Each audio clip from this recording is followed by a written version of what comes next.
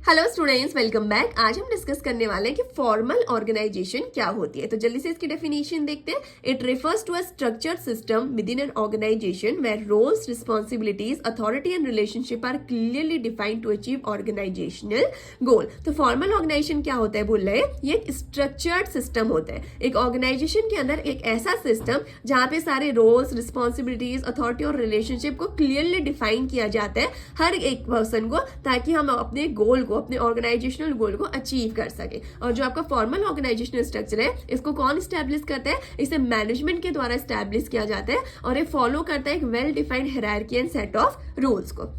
Clear है सबको इतना? ओके। अब एक नजर डालते हैं इसके एडवांटेजेस क्या होते हैं। तो देखो, फॉर्मल ऑर्गेनाइजेशन के अंदर सिस्टमैटिक वर्किंग होती है। यहाँ पे क्या होता है, वेल डिफाइंड स्ट्रक्चर होता है, जिसकी वजह से क्या होता है, सारे ही फंक्शनिंग जो होती है ऑर्गेनाइजेशन में वो सिस्टमैटिक और स्मूथ तरीके से चलती है। Next one is your rules and regulation. अब फॉर्मल ऑर्गेनाइजेशन के केस में जनरली क्या होता है कि जब अगर हम फॉर्मल ऑर्गेनाइजेशन स्ट्रक्चर फॉलो कर रहे होते हैं, तो जो भी हमारी स्टेब्लिश पॉलिसीज होती हैं, प्रोसीजर्स होते हैं, हमारी जो भी लीगल गाइडलाइंस होती हैं, जो भी रूल्स एंड रेगुलेशन होते हैं, उन्हें प्रॉपरली ध्यान में रखा जाता है। कोई भी रूल्स एंड रेगुलेशन को हम यहाँ पे वायलेट नहीं करते। Third one is your division of work. अब फॉर्मल ऑर्गेनाइजेशन स्ट्रक्चर में जनरली क्या होता है, क्योंकि यहाँ पे एक सिस्टमैटिक वर्किंग होती है, तो यहाँ पे क्या कर दिया जाता है, वर्क को डिवाइड कर दिया जाता है डिफरेंट डिफरेंट डिपार्टमेंट्स में, डिफरेंट डिफरेंट एम्प्लॉयज में, सो दैट यहाँ पे कोई भी ओवरलैपिंग ऑफ वर्क ना हो, कोई भी डुप्लीकेशन ऑफ वर्क ना हो। Next one is your clear delegation of authority and responsibility. तो फॉर्मल ऑर्गेनाइजेशन स्ट्रक्चर के इसमें क्योंकि वेल डिफाइंड स्ट्रक्चर होता है, तो वहां पे प्रॉपरली